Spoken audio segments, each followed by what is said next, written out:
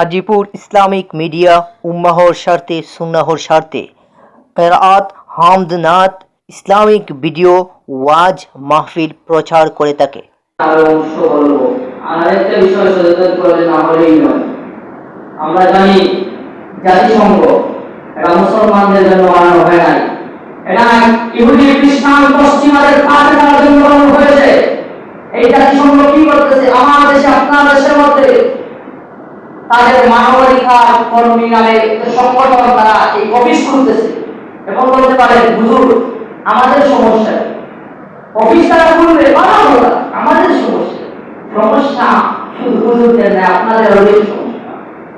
এই মানবাধিকার সংস্থা কি বলে?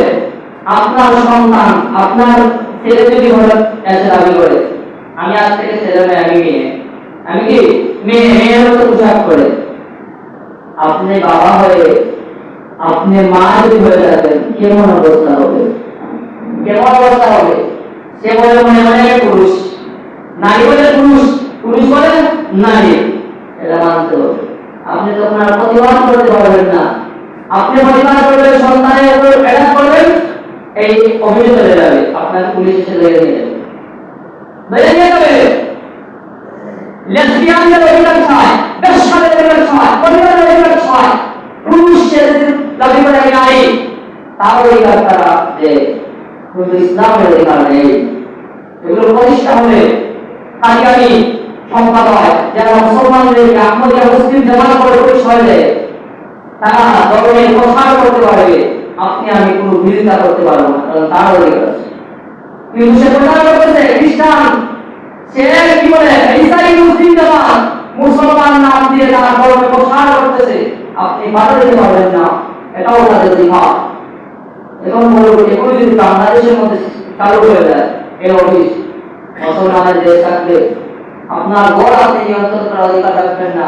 আপনার মেয়ে রাস্তাঘাটে ছেলেদের নিয়ে ঘুরবে, আপনি বাধা দিতে পারবেন না, অথচ আপনি বাবা ছোট থেকে নিয়ে বড় তিল করে তাকে বড় করেছেন। এই বাবা হয়ে আপনি মেয়েকে বাধা দিতে পারবেন না। আপনার সন্তান ছেলে হয়ে মেয়েদের মতো পোশাক করবে, আপনি বাধা দিতে পারবেন না, সেটাও মানবাধিকার অধিকার। এটা মানবাধিকার তারা অধিকার হরণ করেছেন। এর জন্য সে মামলায় আপনাকে পুরো ফ্যামিলি ধরে নিয়ে চলে যাবে, পুলিশ ধরে নিয়ে যাবে। যেগুলো আমাদের প্রতিবাদ করতে হবে। শুধু মসজিদ আর নামাজ পড়বে, আজকে আমি বলবো এটা নামাজ পড়তেছি মসজিদ যাতে, কারণ আপনার মসজিদে এসে বাধা দিবে, মসজিদে এসে বাধা দিবে, আপনি কিছু বলতে পারবেন না। সে বলবে দাবি করে দিন এই জায়গাটা আমার, এই জায়গাটা আমার হাতে নামাজ পড়বে, হক সম্পত্তি না মুসলমানদের সঙ্গে আল্লাহ করে জন্য দিছে, মাদ্রাসা জন্য দিছে। যে ব্যক্তি তার সম্পত্তি মাদ্রাসা দান করে গেছিল, তার সন্তান যদি কোনটা আল্লাহ না করুক নাস্তিক হয়, লেসবিয়ান হয়, ট্রান্সজেন্ডার হয়, সে কি মাদ্রাসা চাইবে, মসজিদ চাইবে না। সে বলে আমার বাবা সম্পত্তি দিয়েছিল, এটা তার অধিকার বলে দিয়েছে, আমি ওই সম্পত্তির অধিকার চাই, মাদ্রাসা উচ্ছেদ, মসজিদ উচ্ছেদ করো, আপনি কোনো কিছু করতে পারবেন না। এখন থাকতে সময় সচেতন হতে হবে। আমাদের মহিলারা 92% মুসলমানের দেশ, এখানে এগুলো চালু করবে।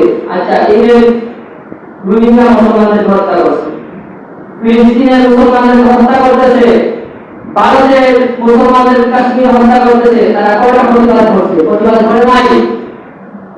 তারা শুধুমাত্র দেশকে অস্থিতিশীল করার জন্য, দেশকে একটি নাস্তিকের দেশ বানানোর জন্য পায়তারা করতেছে এই এনজিও সরকার। আমাদের প্রতিবাদ করতে হবে। ওলামায়ে কেরাম ধান দিয়েছেন প্রতিবাদে, আমাদেরকে সমর্থন জানাতে হবে। এবং ওলামাদের বিষয়, ওলামায়ের সংখ্যায় প্রয়োজন, আমরা সংখ্যা করব। আমরা যদি ওনাদের ভারতকে শক্তিশালী করি তাহলে সরকার পারবে, কোন সময় পারবে না। আমাদের জন্য এগুলোই বাস্তবতা। এবং পার্বত্য চট্টগ্রাম ইসকনের মতো জঙ্গি নিষিদ্ধ সংগঠন, এরা তারা তাদের ইসকনে দাওয়াত দিবে, আপনি কিছুই করতে পারবেন না। খ্রিস্টানরা তারা দাবি করে পার্বত্য চট্টগ্রাম আমার দেশ, আমাকে আমাদের স্বাধীনতা দেবে, জাতিসংঘে স্বাধীনতা দিবে, আপনি কিছুই করতে পারবেন না। বললে সমগ্র বিশ্বের লাল কুত্তা আপনাদের উপর অ্যাটাক করবে, আমাদের উপর অ্যাটাক করবে। তাই এখনই সচেতন হতে হবে। যতই দেশে এগুলি মানবাধিকার কমিশনের তারা অফিস বসিয়েছে, প্রতিটি দেশের মতো পরিবেশ বিরাজ করেছে, কোন দেশ শান্তি নয়। এরা শুধু দেখে নারীদের অধিকার, মহিলাদের অধিকার দেখে না। যে মহিলা বিস্তারিত রেশার মতো লেবাস পর্যন্ত এদের অধিকার তারা দেখে, মুসলমান নারীদের প্রতিটি তার বলে না। তাই আমাদেরকে এখনো সচেতন হতে হবে, আমাদেরকে বুঝতে হবে, আমাদেরকে জানতে হবে, সচেতন সজাগ থাকতে হবে, তাহলে আমরা এগিয়ে যেতে পারবো। আজকে আপনি নামাজ পড়তে পারতেছেন, কালকে নামাজ পড়তে পারবেন না, এইরকম যদি পরিবেশ সৃষ্টি হয়ে যায়, এই জন্য আমরা কি করবো? সচেতন থাকতে হবে, আমাদেরকে সচেতন সজাগ থাকতে হবে। এই জন্য আল্লাহ রব্বুল আলামিন যেন আমাদেরকে তৌফিক দান করেন। আর একটি জানেন, এই দেশের সমাজ কল্যাণ মন্ত্রণালয়ের পক্ষ থেকে প্রায় 50 মতো পঞ্চায়েতকে রাষ্ট্রীয়ভাবে টাকা দেওয়া হয়েছে। এগুলো আপনি কি শিক্ষা দিতেছে? আজ আমার ঘরের মহিলারা, প্রত্যাশী মহিলারা পড়তে পারে না, লেখা করতে পারে না, লেখাপড়া করতে পারে না, বা সিঁড়িতে হিসাব লাগিয়ে যেতে পারে না, তাদের অধিকারের কথা কোনো অধিকার কমিশন বলে না, শুধু বলে তাদের কথা, এই দেশ তাদের কথা। এই জন্য আমাদেরকে সজাগ সচেতন থাকতে হবে, আল্লাহর কাছে দোয়া করতে হবে।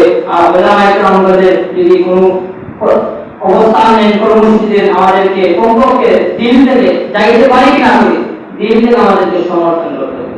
আল্লাহ রাব্বুল আলামিন যেন আমাদেরকে বোঝার তৌফিক দান করেন এবং বাংলাদেশকে হেফাজত করেন এবং আমাদেরকে যেন ইসলামের পথে চলার তৌফিক দান করেন। ওয়া আখিরু দাওয়ানা আলহামদুলিল্লাহি রাব্বিল আলামিন। আসসালামু আলাইকুম ওয়া রাহমাতুল্লাহি ওয়া বারাকাতুহু।